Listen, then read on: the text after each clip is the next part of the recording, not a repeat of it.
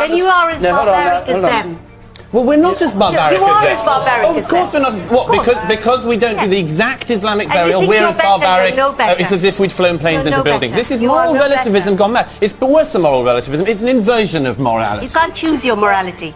Bits. You can't choose bits of it. Well, you do. I don't. You do, and you decide to apply moral norms to societies that you dislike, which you wouldn't apply to others. Douglas Murray and a radical Muslim politician, Yasmin, engaged in a heated debate regarding the murder of Osama Bin Laden and its justification. In 2011, Osama bin Laden had been shot and killed by U.S. Navy SEALs in Pakistan, where on one side there is a time for celebration. On the other side, people like Yasmin argues for moral approval. Is it justifiable to kill a terrorist without a trial?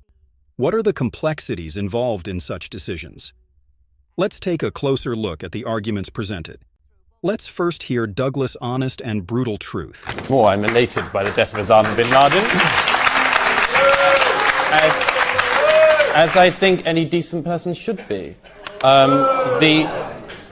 The issue of whether or not he was armed is, I mean, obviously Yasmin is an expert in these kind of operations, but if you are one of the military, I can continue, if you're one of the military personnel in the compound in that situation, you don't know whether he's got a suicide vest, you don't know whether he's going to pull another bomb. Douglas accurately captures the sentiment of many when he expresses relief over Bin Laden's death.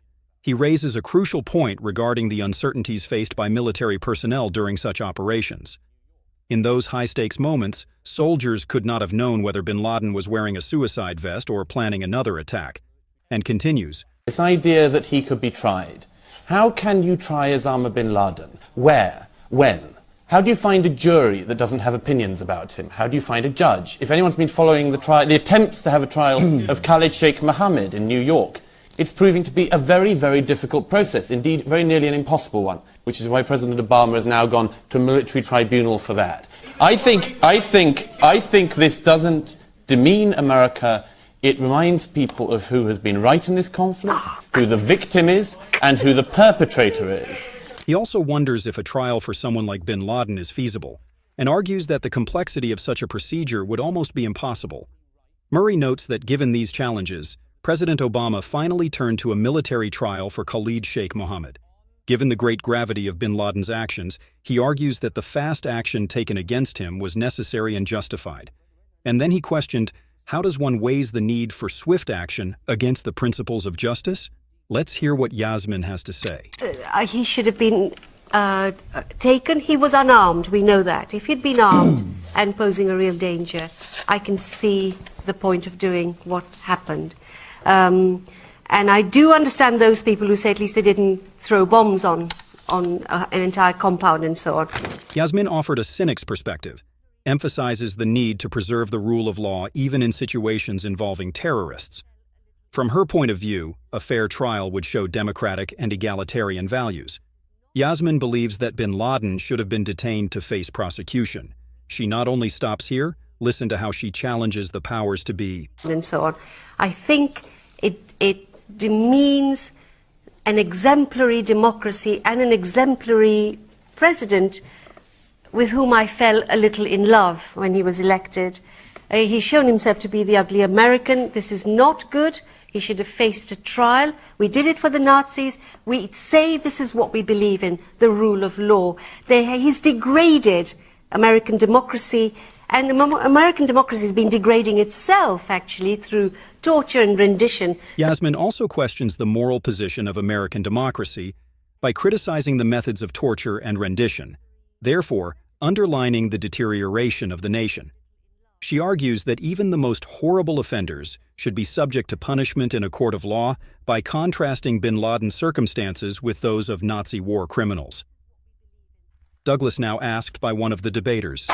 You know, I grant you that you're older than me, but you saw the Milosevic trial. When Milosevic was on trial, it went on for years and years. He stalled and stalled, and he died whilst the trial was ongoing. And now, I'm not saying that executing Bin Laden in this circumstance is ideal, and I don't think that trying Milosevic in that case is ideal. I'm sorry, the law is difficult, but it's the law, and we should be following it. Murray counters this by highlighting the unique threat of terrorism.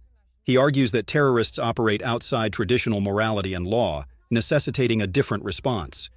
Murray believes that granting terrorists the same legal defenses as other criminals undermines the seriousness of their crimes.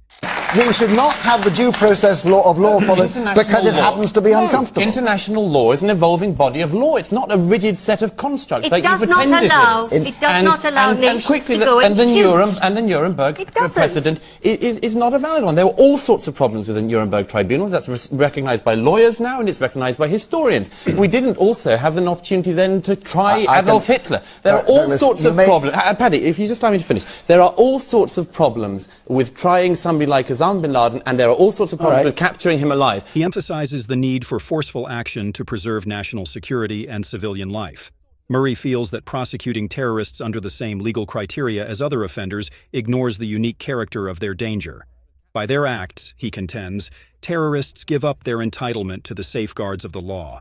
Grant you that you're older than me, but you saw the Milosevic trial. When Milosevic was on trial, it went on for years and years. He stalled and stalled, and he died whilst the trial was ongoing. Now, I'm not saying that executing Bin Laden in this circumstance is ideal, and I don't think that trying Milosevic in that case is ideal. I'm sorry, the law is difficult, but it's the law, and we should be following it. But this is an evolving body of law. You think it's law. So hang on a second. What are you saying? We should not have the due process of law followed because it happens to be uncomfortable. International law is an evolving body of law. It's not a rigid set of constructs like you've pretended it is. It does not allow nations to go and choose. And the Nuremberg precedent is not a valid one. There were all sorts of problems with the Nuremberg tribunals. That's recognised by lawyers now, and it's recognised by historians. He emphasizes that the law is an evolving body, not static. He highlights the importance of following legal procedures, as seen in Milosevic's trial, despite its delays. Douglas also critiques the rigid interpretation of laws and problematic aspects of the Nuremberg trials, stressing that adherence to due process is essential for justice. Among all this, Yasmin, without thinking, said something unthoughtful. The rules of war say, and Paddy can, I don't know, confirm or deny this, that even when people are killed in battle, their bodies are given to families to bury properly. This did not happen. He's no friend of mine, but they should have done that. She made a foolish statement, claiming that the rules of war state that even when people are killed in battle, their bodies should be returned to their families for proper burial. This did not happen, and although she insisted that this protocol should have been followed. On this, listen what the host and others has to say. He's no friend of mine, but they should have done that. That's ridiculous. Are you saying that the body should have been given back to the Bin Laden family? Which happens after wars. Bodies How would they find the rest of the Bin Laden family to give it to? Yasmin, do you really think that course of action would have reduced the risk of further acts of terrorism? One of the members from the audience questioned whether Bin Laden was let off too easily by being killed instead of facing a rigorous trial and public scrutiny, implying that a trial might have been a harsher punishment.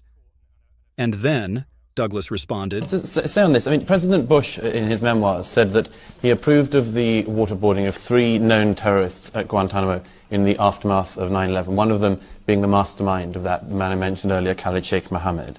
Now, there's no doubt about it. This has damaged America's view in the world. I have no doubt about that. I don't think any of you do. The extent of those so-called enhanced interrogation techniques has been massively exaggerated. But if it did provide us information, then there is obviously a moral question that arises from that. Murray, however, underlines that the great danger presented by terrorism calls for a different strategy. He rightly contends that sometimes the goal of safeguarding civilian life and national security must take the front stage above the rule of law. Murray said quick justice against terrorists is essential to stop other tragedies and maintain public safety. But the point is what Yasmin is doing, and what many people are doing at the moment, is holding America and our allies to such a uniquely high standard that no society could ever live up to it. That even the worst enemy of a society has to be buried according to the customs that they would want. You know, I can't raise it in me, Yasmin, to think that whether or not the customs around his burial were perfect in your eyes is the most important thing in the Bin Laden story. He pointed out how Yasmin, in person like her, talks about holding America to the crazy high standard that no one could possibly meet. It's like expecting perfection from flawed human societies, you know? Douglas here is spot on when he says even someone as hated as bin Laden should be buried according to his own customs. It's not about whether we like the guy or not, it's about being fair and understanding where people are coming from. Back to debate for a sec here. I want to attention of the people like Yasmin. Where are their morals gone when terrorists unleash merciless attacks? Do they question terrorists? Do terrorists too adhere to any laws? Has humanity fallen so low that we fight amongst ourselves while terrorists claim lives? Think this. Next, let's listen. Douglas also bring light to some attacks. Osama Bin Laden did not allow any of the 3,000 people in New York and Washington on 9/11 any rights. He took away every single right that any of the people in those cars or their families had. He didn't grant any rights to the families or the victims of the 7/7 subway and bus bombings, which he inspired. It went on, and it's a good thing that the story has now finished. He points out how bin Laden stripped away every single right from the victims of those horrific attacks. He's right to call out Yasmin because it's crucial to recognize the sheer injustice and suffering caused by these acts. But just quickly, the idea that, as it were, this will make things worse is nonsense.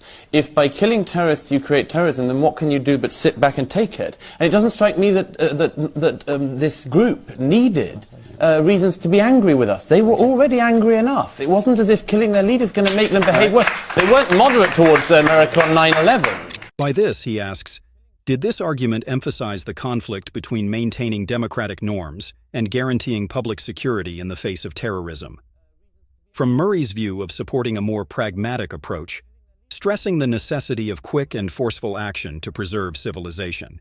Now, above all things, let's not forget, how can one be justified who killed several and one lady from the audience points, which make the whole panel ponder on? Apart from Douglas, you've all forgotten who were the victims. Those people went to work on 9/11 and 7/7 and they've lost their lives. And for Yasmin to compare the Osama Bin Laden to the Nazis, you obviously don't know history and you obviously don't know what it's like to have a victim, to be a child, to lose their parent. I was there. And I saw people lose their fathers and their mothers, and only Douglas is representing them. Only he is saying what all us feel, all us victims feel. We survived 9/11, and I survived 7/7, and I'm proud to say that only Douglas is representing the views of us victims here. The girl really spoke from the heart, didn't she? Her words hit hard. She's right on the money when she calls out Yasmin for comparing bin Laden to Nazis, without understanding the real pain and loss these tragedies caused. Her support for Douglas shows how important it is to have someone who truly represents the feelings of those affected. It's moments like this that remind us of the human side behind these debates and why empathy matters in discussing such sensitive topics.